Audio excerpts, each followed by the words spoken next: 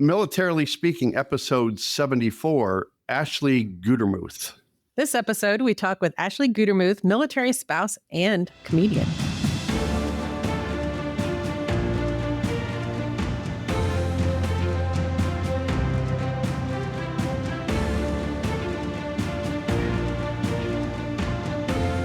Welcome to Militarily Speaking, brought to you by Armed Forces Bank. This is Tom McLean and Jodi Vickery.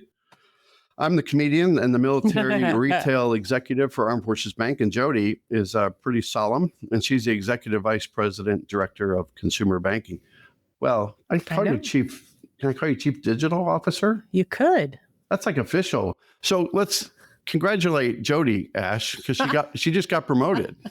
Jodi, I'm not used to responding to that yet. So funny story. I saw in a thing this week, somebody had used the acronym CDO, and I had to ask if that was me. What else? Because I'm not used to it yet. So yeah, it was kind of cool. Been promoted to, and then you're what's the promotion? To the chief digital officer. Chief digital officer. All right. Yeah. Are you getting bags of cash? This is a bag after all. We definitely need to leave that in the podcast. Give Jodi more money. Yes. When we post this, we need to block my boss from seeing it. So yeah, we didn't get in trouble here. We'll have to come up with what CDO really means. Right. Yeah. There's an alternative meeting. But anyway, we digress. Welcome to our show. We're excited to have you listening and learning all about our guest, Ashley Gutermuth. But first, I want to tell our audience a little bit about you, so bear with us. Tom's going to try and not fangirl through the whole thing. What is that? And ask you to fangirl. You don't know that? I'll tell you later. Ashley, what's fangirl? You're just in love. You're just in love. It's like, I don't know. Who else would you feel this way about? Rod Stewart? You might fangirl over Rod Stewart. You don't have. Well, you don't have Jerry Seinfeld's number, do you? See, no? He's going to ask you for contacts. I'm going to ask you for Jimmy Fallon. I'm going to ask you for all these contacts, or at least. You can't help himself. People don't know this, but Jerry Seinfeld's actually my husband. That's why I never show him. I don't want my career to be. That's really Bruce is really his cat. Bruce is really his cat. So I'm going to legit tell people real things about Ash real quick. She's described by the New York Times as a quote unquote comedian. So I'm not sure if this is in quotes for a reason. We'll find out in the next hour. Ashley is a stand-up comedian, podcast host. So she's going to bust us out today. Her. Yeah. And actor. She appeared on The Tonight Show starring Jimmy Fallon. Yes, Tom, now where you insert fangirl. No, it's coming. Where Jerry Seinfeld selected her as the winner of the Seinfeld Challenge. She performs globally with tour stops in Japan, the UK, Germany, the Netherlands, Belgium, Turkey. Don't eat the food while you're there, apparently, because food poisoning happens in Turkey, and even Greenland. Her award-winning Edinburgh Fringe show, Ashley Gutermuth, is hard to pronounce, earned a 5-star review in 2024. Is that a real thing? That it's hard to pronounce? No, it's a title of something. Ashley Gutermuth is hard to pronounce. Is that the actual name? That's the title. That's what I named my show. That's pretty clever. That sounds like a Larry David, Jerry Seinfeld thing. That you would just come up with something that cool. Thank you. Are you jealous, Tom? I only have 500. Listen to this. You'll be super jealous. With over 1.7 million followers. I've got 500 connections on LinkedIn. I think I'm cool. Hey. Yes, that is cool. It's more than one. You've arrived, Tom. Gutermuth regularly shares content on social media where her videos about stand-up and life as the spouse of a U.S. military service member have amassed over 800 million views.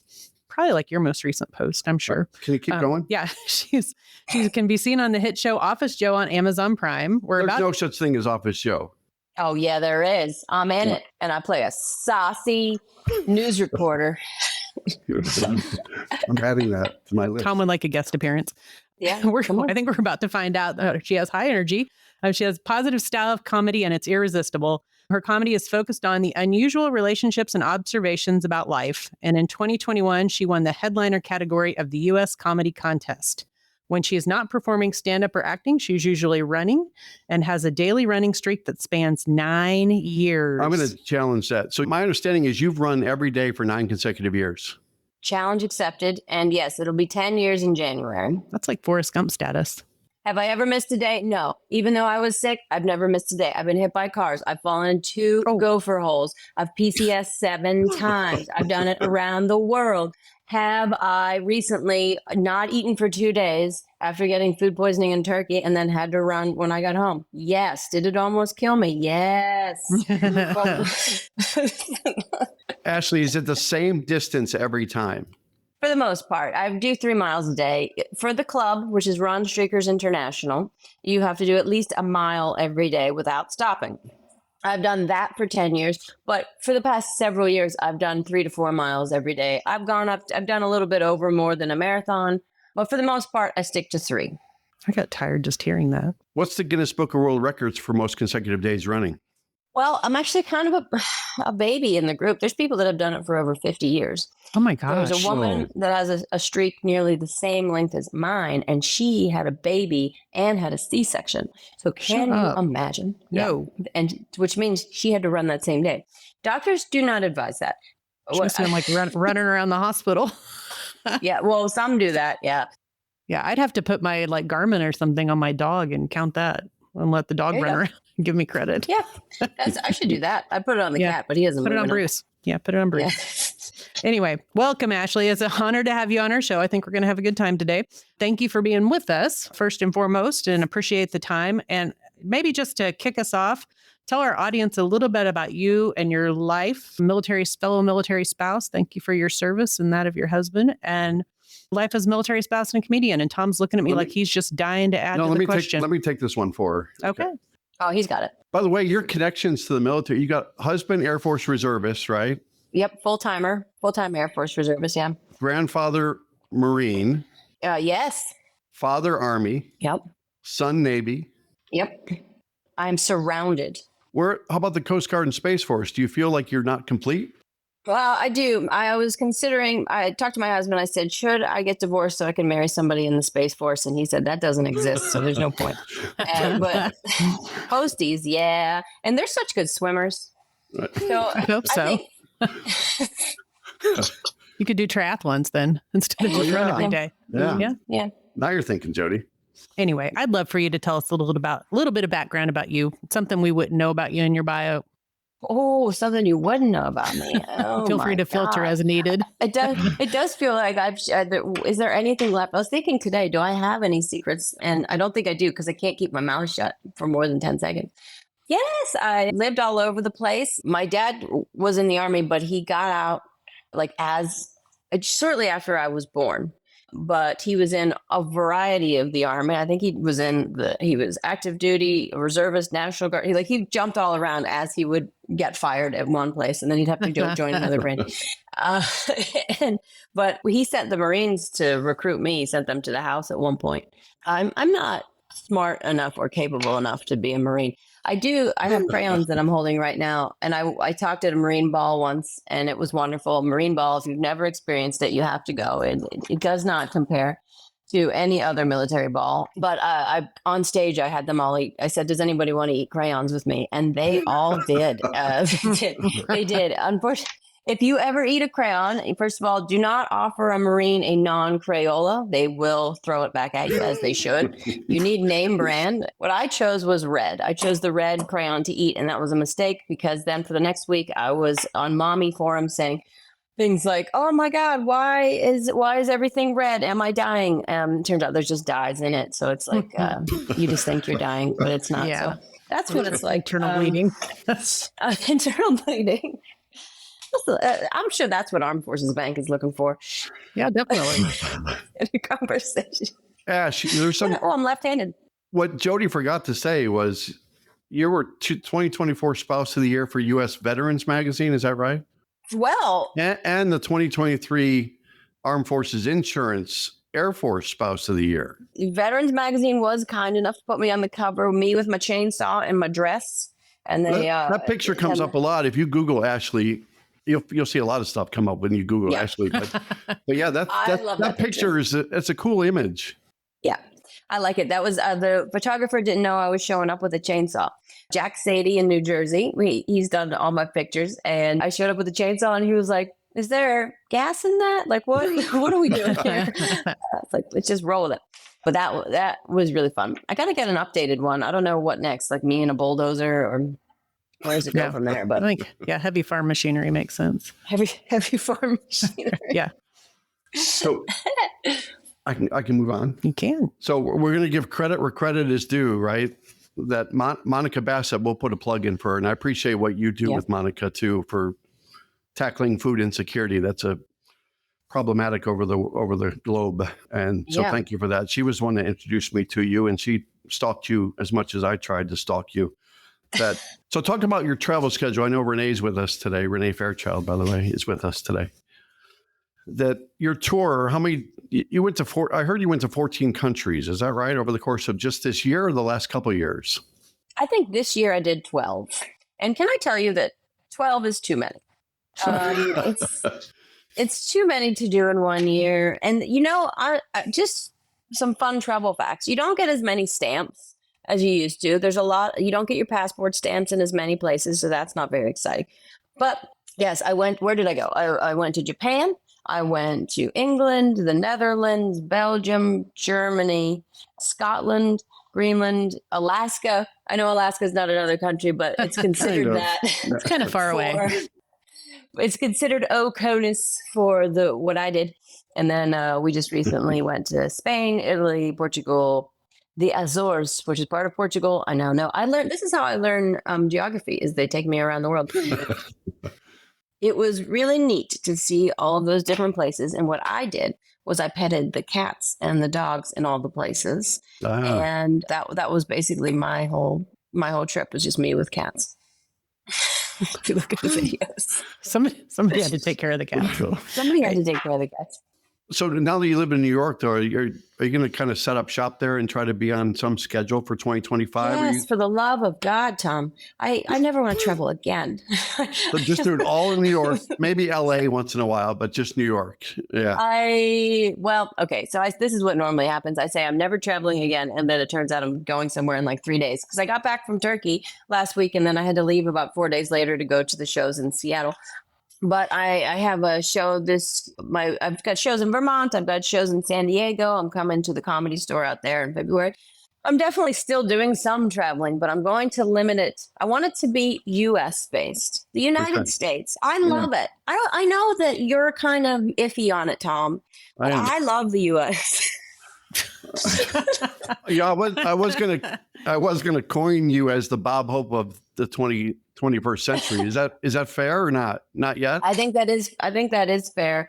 Didn't Bob Hope have a bunch of wives? I haven't gotten to that point yet, but here's what I want. This is my goal, actually. I have a little nefarious thing with Bob Hope. That we got the USOs, right? We have USOs that are in airports. Mm-hmm. Here's what I want to do. I want to take over. I want to have like an ASO, Ashley Service Organization, and they're going to be in airports, and you're going to be allowed to be in them regardless. If you were in the military for a year, I want you to be able, because the USO, it gets so full, they can't take you once. A lot of times, if you've retired, if you're not still in, all those different things, I want people to be able to go wherever. That's one of my goals, is to just knock out. I'm going to compete with this free charity. Just doing nice things. Watch this. I'll take your volunteers. Well, that sounds like breaking news, though. Yeah. The ASO. It's a hot take. To you. I think it'll take me 6 months. Well, watch out, USO. I'm seeing a business plan. Seeing a business plan in our future. How did you even get started in comedy? Like, we talked about your military connections. Do you have comedic connections in your past, or is this just something connections? Is comedic a word? By the way, can I interrupt for a second? Because that's my nature. So you grew up listening to British comedy, but I'm not talking about British comedy. I'm going to talk about Seinfeld for a second. Can we? Of course. Favorite Seinfeld episode? Oh. Or at least his cat, the other cat is here. But yeah, what favorite Seinfeld episode? And then we're going to get into your comedy. Favorite Seinfeld episode? I don't know. It's hard for me to pick favorites off the top of my head, but I watched a lot of Seinfeld. My grandma really loved Seinfeld, and so it was always on at the house. But there's some just any of it. Do you have a favorite episode? I can't think of a favorite one. I do. There's two of them. So thanks for asking.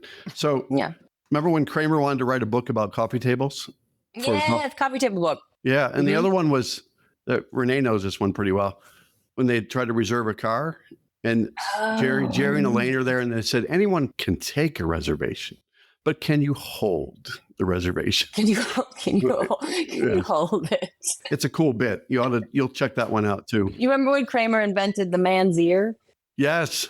And then who was it? George's father was part of that too, right? Yeah, he was aware. Yeah. Yeah, I don't know. You take such a simple thing, which is what comedy is, taking something simple, basic, that's relatable, and all of a sudden it's a huge success. And that thing's going to live in infamy, that show. Yeah, it's a great show. My daughters don't like it, but I do. Oh, my goodness. So let's talk about how old are they? Can you put them up for adoption?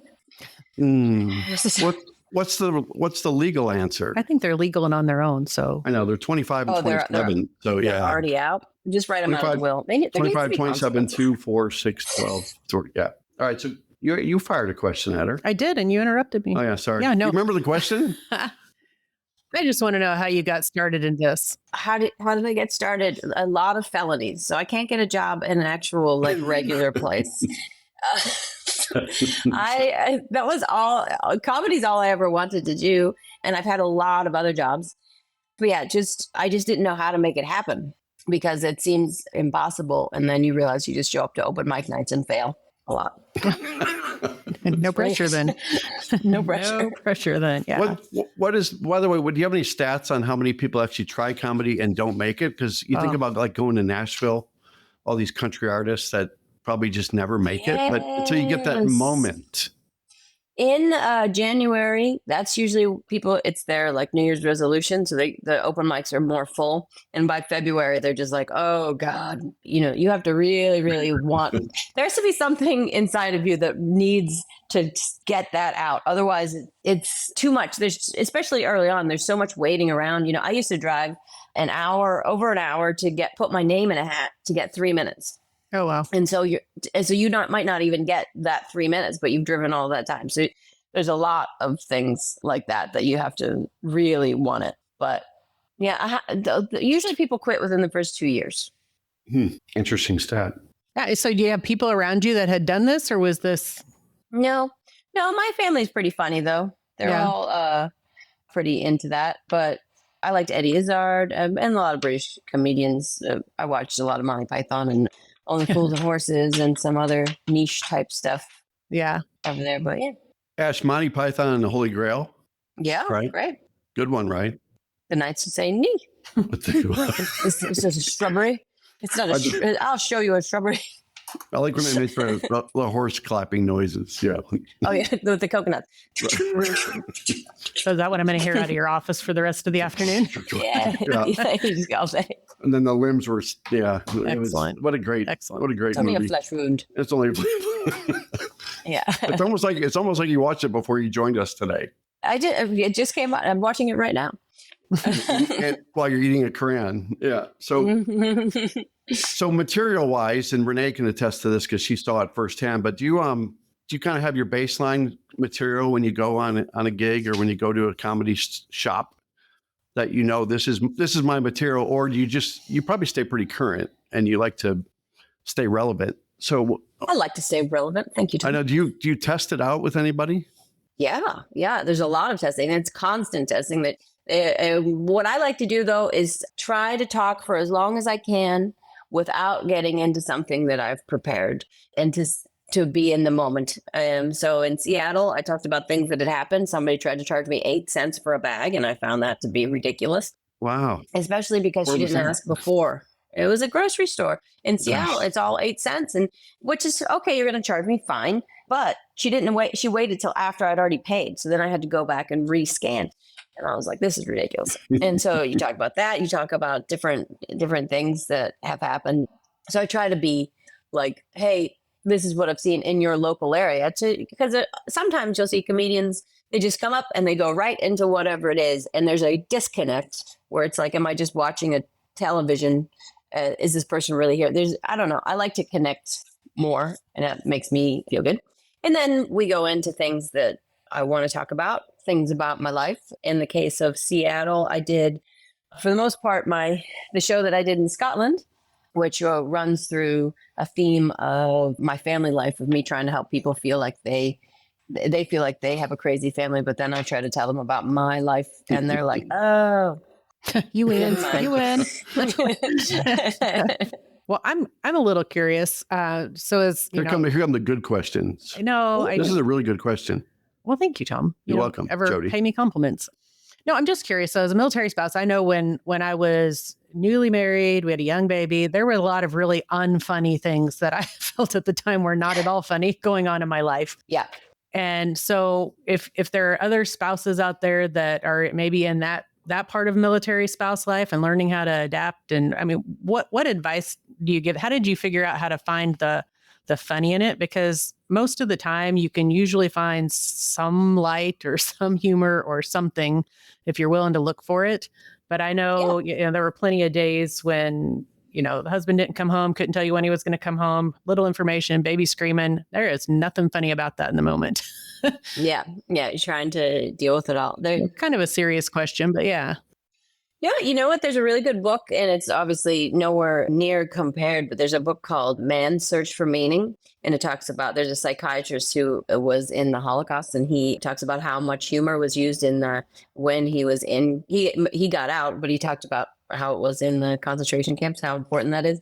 And I often think about the different hard things in our life. Like that was such a horrific thing to have happened to them, and to them still be laughing. And that's what kept them going. Right. Is huge. So in the case of, obviously nowhere near that, but people that experience hard things, anytime that you can make a joke about it, even if you're just sarcastic, it's probably going to make you feel a bit better. Now, for me, definitely a lot of hard stuff, military spouse wise. I didn't have a whole ton of friends. Like, a lot of us don't, because you're moving so much. And I would have moments where I was trying to be friendly or polite, and something that I did was misconstrued in some way. And that's when like the hierarchy of military life came out. You know how it's weird. It's like, oh, well, your husband or wife has this job. Yeah. So therefore I am this. And people pretend like it doesn't exist until it does. And I remember that happening at one point and I was just like, oh, I'm done with this. I'm going to scorch earth this puppy. And then I did. I spent years doing that because I like to see everybody as an individual. But when some of that stuff happens, it's very upsetting. And when it's perpetuated, like my husband's retired now. He was a commander for the last 8 years, which is what led to me to say some things, but not other things. I was always a bit careful because he had a big boy job. He's in charge of a lot of people and they rely on him for things. So I didn't want to do any of that. So I never showed him, never talked about what he did, any of that stuff. But you can still, in that, find ways to just screw with the establishment. I think that's what... In a nutshell, that's what we're trying to say. In a nutshell, screw with it to make change. And this is something, I used to have a keynote speech that would talk about food insecurity. And what bothers me is that when things don't, I have no patience. So it bothers me when things don't get better quickly. And it bothers me when we just talk about something and nothing's ever going to change. So like Congress knows about the food insecurity piece. They're too embarrassed by it. So therefore they don't do anything. That's literally what I've been told. And so you go, okay, well, then how do I create the bigger the fire that you can create, then they have to come and put you out. So that's what I tried to do over time.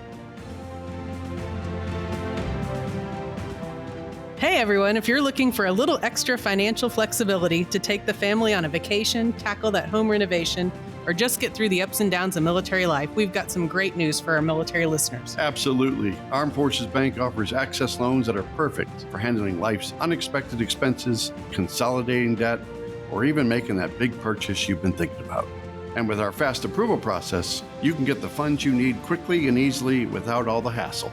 At Armed Forces Bank, about 75% of our team is affiliated with the military, so we understand your unique needs. We've been supporting military families for over 100 years, and we're here to help you take control of your finances. Whether you're active duty, a veteran, or a reservist, we're committed to offering you flexible terms and competitive rates, making sure you get a loan that fits your life. So if you're ready to take that next step, head over to afbank.com or visit a branch near you. Armed Forces Bank, serving those who serve. Member FDIC, subject to credit approval. Origination fee applies. Direct deposit relationship required. Loan terms are based on loan amount.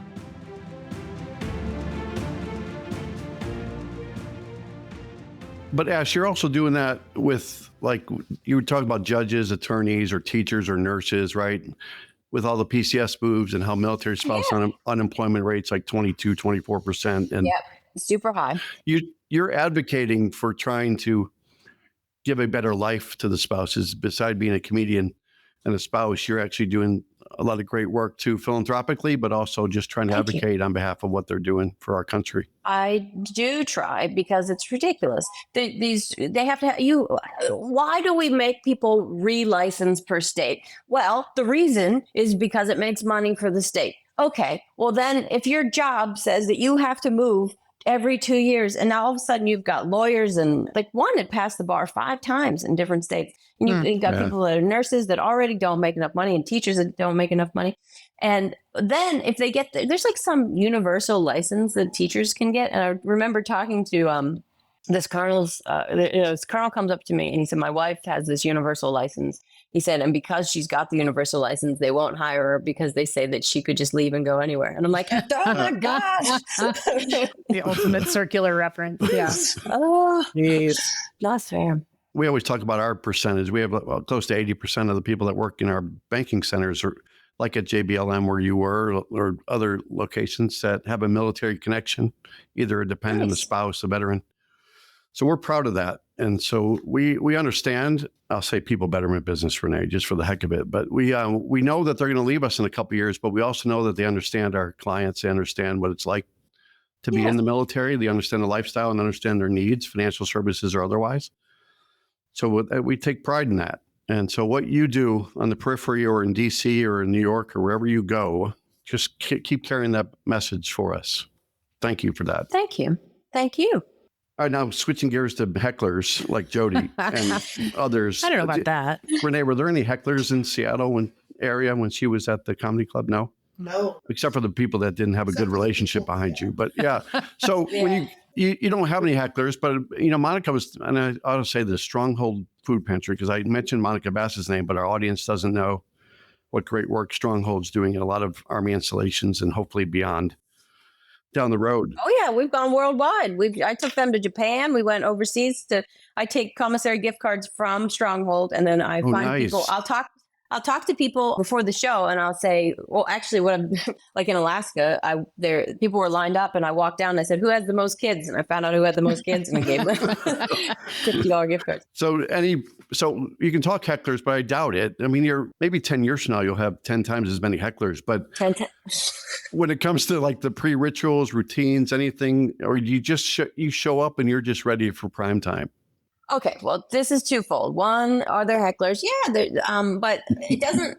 So when I'm talking, it doesn't really come across. The way people think of hecklers is people are like shouting nasty words at you, but that's not really what it is. It's usually people that think they're helping, which they never are. Or it's people that just want to be a part of it. So with mine, I don't have. Like if you go on Google and you type in comedian shuts down heckler, you won't.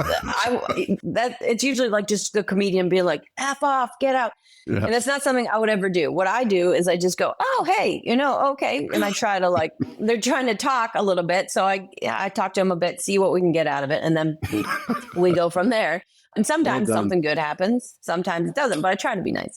Second answer, you asked me if I have any pre-show rituals to get ready to be on stage, or if I just go up on there. And I want you to know that I'm basically a motionless, hollow void inside. So no. I know. I work with Jodi all day. I know. Yeah. I understand that. Oh, when she described hecklers, I thought of you. I mean, I know. People that think they're helping, but they're not. Yes. Get yourself on stage. Yeah. There goes my self-esteem. You're welcome. Self-esteem. No, not really. Sometimes with those two, we had two nights of 2 shows. So the second show started at 9:45, and I'm a little sleepy bear, so I had a Red Bull in between. That was, and then I had the one show I had a Red Bull at just beforehand, and it was too much. I got on stage and I was like, oh, my heart's gonna explode. I was like, this is a way to go. So there's a lot of that hanging out. Usually, what I like to do is hang out with the other comedians, and then we give each other grief, and then it's fun when we get up there. Do you typically know people that are, what do you call it, headline? You're the headliner, but people that are showing up to be in front of you, do you know them in advance or not? Yeah. Well, I brought Justin and Helen with me And then there's other people. There are 2 guest sets. A guest set is like an unpaid spot on a comedy show. It's called a guestie. Hey, you want to come do 5 minutes? Great. The one was a guy that works at the club, and he was super awesome. So I said, hey, you want to do 5 minutes? Come on up. And the other was my friend Tony, who I used to live out of JBLM. So I know a lot of the comedians out there. So when they came to see me, I was like, hey, you want some time? And then Tony, he's in his 60s and he drives a concrete truck, Tony Ramus. And his bit was, what's in my wallet? And so he did 5 minutes. It was funny. It was good. sounds like a Capital One commercial. Yeah. Well, what's in your wallet? By the way, we're going to talk about this at the end, but how do people find you when it comes to shows maybe in 2025? Or maybe you don't want people to find you, and maybe you don't like people. But try to be elusive. No. But yeah, what's the best site to go where they could see upcoming shows? My website, AshleyGutermuth.com. I also own AshleyGuttermouth.com. So if you misspell it, it's okay. Either way, you're going to get there. We wanted to start the show that way too, with Guttermouth, but I told Jodi she couldn't. Yeah. So we got back. Yeah, I'm on best behavior. I know. I can't help Be it. professional, Jodi. I'm trying. You see what I deal with, though, right? Yeah. You see what I deal with. Yeah. I was thinking about when you were answering about how you dealt with military spouse and life and all of that. Yeah. It reminded me of the book my husband brought me home from. He went to some training, and it was like the military wife handbook. Yes, I give those away. Have you seen that? Yes. And so it told me all the things that he would never think to tell me that are important when you talked about there's a hierarchy and, you got to be careful of who you say. It was like, how do you go through a receiving line? How do you do this? How do you not look? The protocols. Yeah. Yeah. Right, but it's all boring. But yet important if you screw it up. I screwed. They used to introduce me as other colonels' wives at like formal events. That used to happen. One time, I picked up a wing commander physically. Picked him up. He's a big dude. I picked him up off the ground, and then I've done all the things that you shouldn't do. But the problem is, you have to have a personality that people go, "Oh, she doesn't mean it," and I've always had that. So. Yeah. Is there something that you go back to, some memory that you come back to where it was like some pivot point where you're like, okay, at this point would you say something about the establishment? So where it was like, this is my turning point of craziness. And at this point it can't help but be funny. And I am going to just call it for what it is and make all the funny I can. Yeah. I definitely was always trying to do things like that and I was trying to get into like other ways to do like comedy and be creative in some way because, like we lived in Warner Robins, Georgia for 2 years, which is the middle of nowhere. Trying to be creative and create things is, I don't know, it makes me feel really good. If I'm not creating something, then I get pretty miserable. So I think that's probably helpful to any spouses out there or military members then there's a couple of different ways to do it. There's the asap.org, the Armed Services Arts Partnership, which is free for dependents and military. And they do writing and comedy classes and things like that. But to find ways to create so that it doesn't come out in other ways. Cause like, if I don't, then I misbehave. But it's good to have outlets. Good to have outlets. Yeah. You know what you should do is go on America's Got Talent. Well, I have a lot of friends that have been on America's Got Talent, and I had a producer that I was talking to a little bit. America's Got Talent, comedian-wise, we usually end up losing to a dog. And I don't know if my ego can take that. Tom Cotter, if you know the name, right? I know. I know Tom Cotter. I've worked with Tom Cotter and his wife. So let me tell you about him. So he and I were fraternity brothers at Denison University. No. And he was my pledge master. No way. Can you imagine being hazed by that guy that loses to a dog, right? Hey, oh my God. That's a true story. Funny. I'm not making that up, Ash, because I believe you. Yeah. Have you talked to him since? No, I'm scared of him. You should send him a visit. Him and his wife, Carrie Louise, and his brother's a colonel in the Navy, I think. I've seen him perform twice, and I would go up to him, and he goes, "I have no idea who you are," but yet. I knew him, and I watched him lose. I was sad for him. Tom is hilarious. He's that kind of hilarious, the quick hilarious. Oh yeah, he's the one-liner guy, but I think he's the best at it. He's an angry man. Yeah, he's an angry comic. Not in person. No. So social media is a big deal for you because you have just a handful more followers than I do. But it's aspirational, Tom. Speaking of aspirational, what kind of advice would you give if someone wants to be you? Don't answer that question. If someone wants to be a comedian, any pitfalls to avoid or anything that you would give for guidance? Well, the quickest way to get the first 10,000 followers is it's just pictures of your feet. That's how I did it.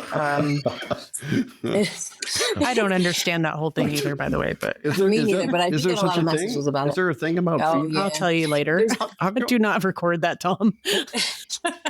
There's even a thing called wiki feet. I don't know what a fangirl is or feet. I think you should keep both of those in separate conversations. Okay. We'll Google it, but don't Google it on your work computer. We're off the rails, yes. Jodi. Yes. So here's what I would say. You need to post a lot to be able to get comfortable. That's what a lot of it is. People are so nervous about being whatever they want to be, figuring out who you are, whatever that means. I don't even know if I believe that's a real thing because we change so much over the course of our life. But just try to be and do whatever you want to be. Unless you're an absolutely like racist monster, and then keep that unlocked. Put yourself in a bathroom and just hang out there for the rest of your life. Might not be comedian material if all that's true. Comedian material. Just post a lot, and then try to help somebody. Try to help them, and then if you get rebuffed, burn the establishment. That's my 3-step. The last step in multiple things today has been burn down the establishment. I'm sensing a trend. Might not have eaten enough today. You should put that on your LinkedIn. Put it on your LinkedIn. Yeah. Ashley Gutermuth. Hashtag. Yeah. So it is clear that you love what you do. Just listening to you, and this has been fun time. But what's the most rewarding part of what you're doing? I mean, what do you hope that the people that come and spend money to see you perform? What do you hope they walk away with? Oh, yeah. I hope that they had a wonderful time. But you know what? You never know what is happening. So, for example, there was when I was in Turkey, I did a show, and it was Thanksgiving Day, and it was already kind of small, and it's in like a cafeteria. So there's a lot of things to contend with there. So trying to make it as best as I can. And then one guy started talking about, I asked the audience something, and that led to a soldier talking about his grandfather. And he said, my grandfather was in Vietnam, and he was a river patrol. And I'm like, what does that mean? And he starts telling this really heavy duty story, which is not conducive to comedy. Right. And he said that he joined the military to be able to become a citizen. And I said, let's give it up for that. Let's everybody clap for that. Because that's amazing, somebody that does that. And he came up to me afterwards, and he looks like he's about to cry. And he's just like, no one has ever said that. No one has ever said thank you for him doing that. Wow. And obviously, that was huge. And so you'll see people in the audience that are kind of like arms crossed, and they seem miserable. And then they come up to you afterwards, and they're like, I have never laughed that much in my entire life. And you're like, how? Oh my God. Because from the stage, you're looking at them like, what? Why are you mad? Why did you pay to be mad? And then sometimes, like I've had people, I was doing the military influencers conference, and I was giving away prizes. And one guy said I pulled his ticket, but then he was blind. And then I give things like that where people, you're like, no, he was just screwing with me. But you just never know what is happening in somebody's head, or even if they're not laughing, and then they're just like, oh my God, that was wonderful. And which is always, that's lovely, when you have things like that. I'm not going to end I think it's awesome. No, I think it's awesome because and I think that's true with what we do, even here in a banking environment. Yeah. You never know what somebody's day has involved. You never know what their perspective is, where they're coming from. And if you can be a bright spot or a helping hand, then we all do it in different ways. But yeah, that's got to feel good. Renee couldn't stop talking about you. I had to change my phone number because she was so excited about seeing you. Blocked Renee. Yeah. It's okay, Renee. You could. I'll forward your calls to him. Just be nice so you can give me all these celebrity phone numbers, okay? So just be nice to her. Yeah. So the final question kind of is, if you weren't a comedian, what would you be doing today? And I know, like you said, you can't keep a job doing anything else because they'll either fire you or you'll get bored. Or felonies too. So. Oh, you got felonies? Basically, I've only almost been fired once. They said if I didn't make any sales within 2 weeks, Tom, they would fire me. And I said, well, you can't do that because I quit. I'm bad at sales. Wait, what did you need? What widget were you selling? I was selling interactive whiteboards to schools that were made in Pennsylvania, but I was in the middle of England. They hired me because I had an accent that they liked, and that's what they told me. And then I used to call all day. I'd call schools to try to sell these interactive whiteboards, but I did not care. Why can't kids use blackboards? What was the per unit? What was the per unit cost? Oh, God, I don't know. But you know what? That's not the only sales job that I failed at. I also failed at, I sold bowling alley parties for like Christmas and birthday. That was also in England at an AMF bowling that subsequently burned to the ground after I left. Not me. You did burn the establishment. Burned it down. I did burn the establishment. And left England shortly after. I did not. I didn't sell any birthday parties. That was the most money I've ever made, though. It was 14,000 pounds a year. And that at the time, due to the poor dollar to pound ratio, that was like almost $30,000. So, hey, for not doing any work, that's not bad. That's the amount of Oreo. That's the amount of Oreos I eat a year too. Girl Scout cookies. Gross at 14,000 pounds. Yeah. Oh my goodness. I think we talked about this a little bit earlier. I want to make sure our audience knows where to find you or any last comments that you would want to share with them. But we talked about your website, AshleyGutermuth.com. It's .com, right? Yes. I wrote down the first part. Or she's on like LinkedIn, We got to go for the YouTube. .com. Well, some people pick weird things anymore. So yeah, check her out there. I assume they can go there if they have interest in booking you at an event or reaching out for any number of hopefully good reasons. Yes. Very good. We can book her here. We could. You could book her here. Yeah. Have you been to Kansas City or Fort Leavenworth or no? I did. That's where I ate the marine crayons for the Kansas City recruiting station. Oh yeah. My husband was the there. Marines, yeah. Yeah, my husband was with Kansas City Recruiting Battalion for a while. Heck yeah. See, it all comes back to Kevin Bacon, doesn't it? Every episode is Kevin Bacon. Plethora of Kevin Bacon. I came into a town hall for the Marine spouses before the Marine Ball, and the commander then said, okay, everybody, we're just going to talk about the next few months. I want you to know, I know your spouses are working a lot, but I want you guys to know that Christmas, you're going to have Christmas off. And I was like, what is happening?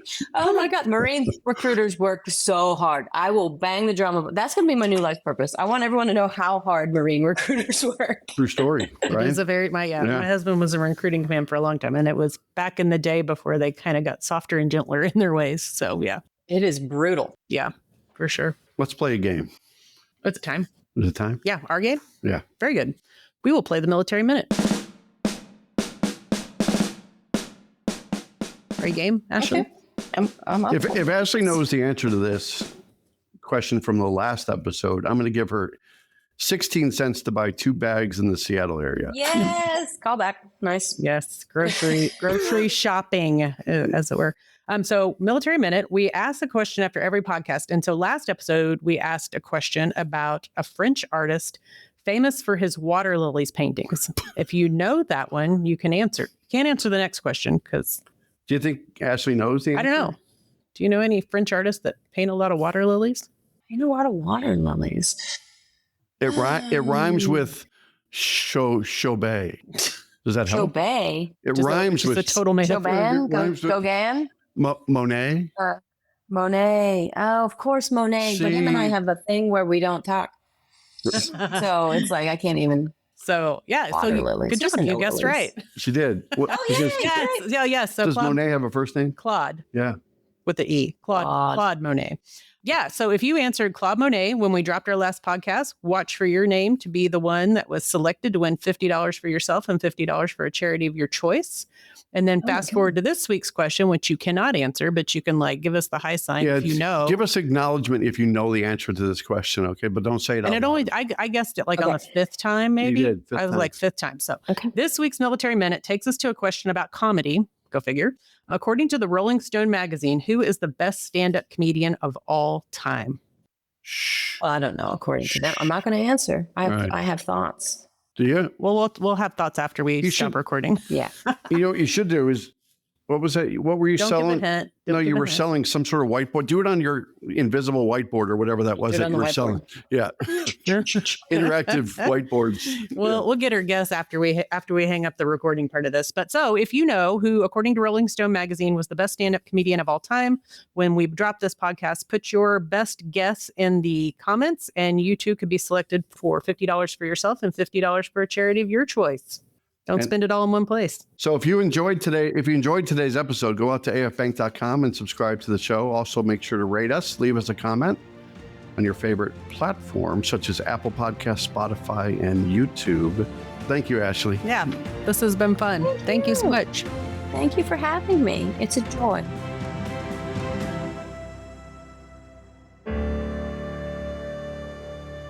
Copyright Armed Forces Bank, member FDIC, equal housing lender. All non-Armed Forces Bank owned apps, websites, company names, and product names are trademarks or registered trademarks of their respective owners. Their mention does not imply any affiliation with or endorsement by Armed Forces Bank of them or their products and services. They are merely used as examples of the many available apps, companies, and websites that offer similar services. Before using any app or website, you should carefully review the terms of use, data collection, and privacy policy. Apps may have an initial cost or in-application purchase features. This information is general in nature and is not intended to be legal, tax, or financial advice. Although Armed Forces Bank believes this information to be accurate, it cannot ensure that it could change. Statements or opinions of individuals referenced herein are their own, not Armed Forces Bank. Consult an appropriate professional concerning your specific situation and respective governing bodies for applicable laws, such as irs.gov for current tax law. Armed Forces Bank, the Armed Forces Bank logo, and the Militarily Speaking logo are registered trademarks of Armed Forces Bank.